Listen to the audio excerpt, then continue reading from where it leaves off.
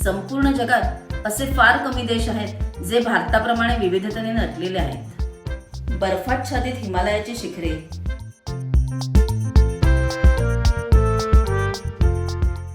घनदाट जंगले, धुवाधार धबधबे,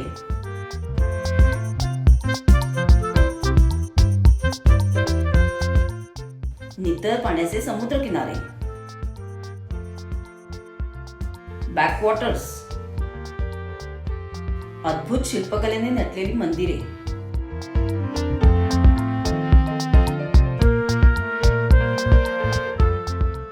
राकट रांगडे गडकिल्ले, ऐश्वर्य संपन्न पॅलेसेस, विस्तीर्ण वाळवंटे, सुंदर नदी किनारे, अशा अनेक ठिकाणांचा आनंद आपण भारतात घेऊ शकतो. अशाच एका युनिक ठिकाणी आम्ही नुकतेच जाऊन आलो. ते होते वाळवंट. हो, पण ते वाळूचे वाळवंट नव्हते. ते होते मिठाचे वाळवंट, रण ऑफ कच्छ. आज या लॉग मध्ये मी तुम्हाला रण ऑफ कच्छला कसे जाल, कधी जाल, तिथे गेल्यावर काय काय बघाल आणि आम्ही कुठे राहिलो होतो आणि आमचा अंदाजे खर्च किती झाला याबद्दल सगळी माहिती देणार आहे. तर लॉग शेवटपर्यंत पूर्ण बघा. रण ऑफ कच्छला जायचं असेल तर सर्वप्रथम तुम्हाला भुजमध्ये यावं लागेल. भुज हे रण ऑफ कच्छचं गेटवे आहे. आता भुजला कसं यायचं, तर भुजला यायला बऱ्याच शहरातून डायरेक्ट ट्रेन आहेत. त्याचप्रमाणे डायरेक्ट फ्लाईटचा ऑप्शन देखील आहे. भुजच्या जवळच कांडला एअरपोर्ट देखील आहे, जिथून 2-2.5 तासात तुम्ही भुजला पोहोचू शकता. तिसरा एक ऑप्शन आहे जो आम्ही निवडला होता, तो म्हणजे अहमदाबादला आम्ही फ्लाईटने आलो आणि अहमदाबादवरून AC बसनी 7-8 तास प्रवास करून आम्ही भुजला पोहोचलो.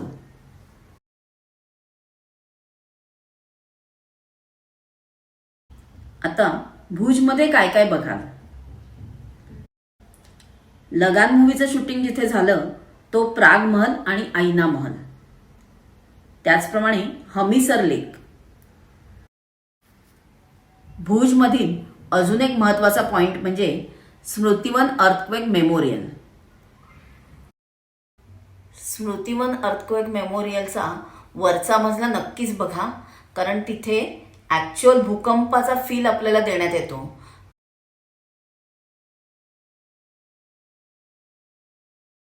भुज पासून जवळच आहे मांडवी बीच आणि मांडवी बीचच्या जवळ आहे एक अत्यंत सुंदर पॅलेस, विजय विलास पॅलेस, जिथे हम दिल दे चुके सनम पिक्चरचं शूटिंग झालंय.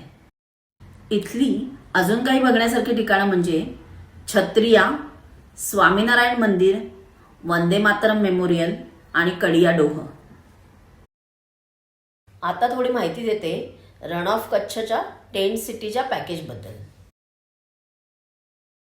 सर्वप्रथम सकाळी 9 वाजेपर्यंत आम्ही टेंट सिटीच्या भुज येथील वेलकम लाऊंजला पोहोचलो. टेंट सिटीची वेलकम लाऊंज खूपच मस्त आहे.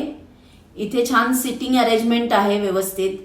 नंतर चहा, कॉफी, कोल्ड्रिंक हे सगळं दिलं जातं. नंतर बायकांसाठी मेन म्हणजे वॉशरूम्स आहेत. ती एक खूपच चांगली सोय आहे.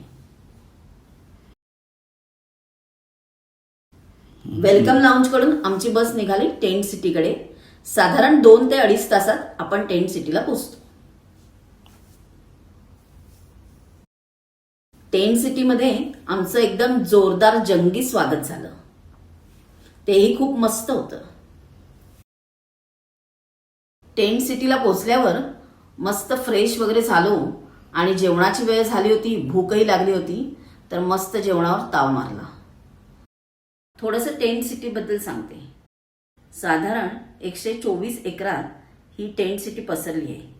इथे 9 ते 10 क्लस्टर्स आहेत आणि साधारण 350 टेंट आहेत. इथे टेंटचे वेगवेगळे प्रकार आहेत आणि त्यांचे रेटही वेगवेगळे आहेत.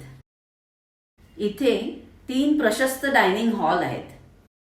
फूड तर इतकं ऑसम होतं की इथे नुसतं जेवणासाठीच येऊन राहावं असं वाटत होतं. क्लीननेस पण खूप छान होता. टेंट सिटी एवढी मोठी आहे की इथे एका साईडून दुसऱ्या साईडला जाण्यासाठी इलेक्ट्रिक व्हेकल्स आहेत. बायकांसाठी खास टिप म्हणजे इथे टेंट सिटीमध्ये शॉपिंगची सोय आहे.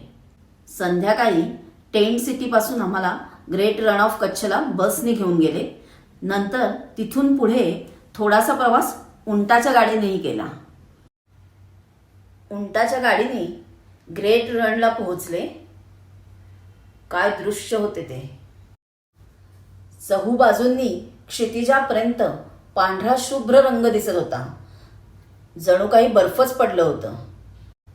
पण ते होतं मिठाचं वाळवंट, अर्थात ग्रेट रण. आयुष्यातील एक अतिशय सुंदर आणि अविस्मरणीय अनुभव घेऊन आम्ही परत आमच्या टेंट सिटीवर परतलो आणि रात्री जेवणाचा आस्वाद घेऊन आमचा पहिला दिवस संपला. दुसऱ्या दिवशी सकाळी लवकर उठून आम्हाला रोड टू हेवन बघायला नेलं. हा रोड टू हेवन इतका सुंदर होता ना.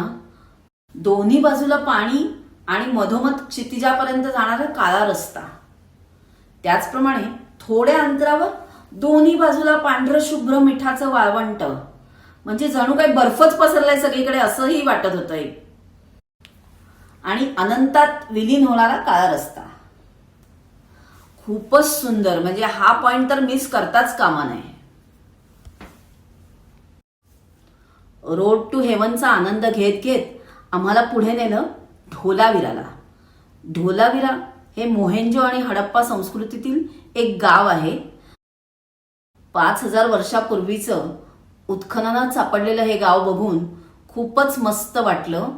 आणि त्या काळीही पाण्याचं कसं नियोजन वगैरे केलं जायचं हे सगळं तिथे गेल्यावर समजलं. तर इतिहासप्रेमींना हे नक्कीच आवडेल.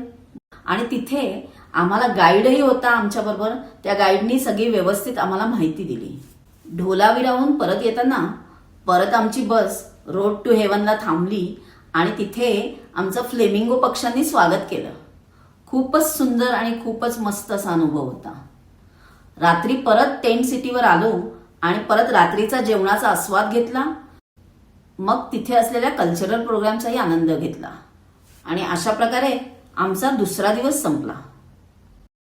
तिसऱ्या दिवसाची सुरुवात झाली ग्रेट रण ऑफ कच्छवर सनराईज बघून.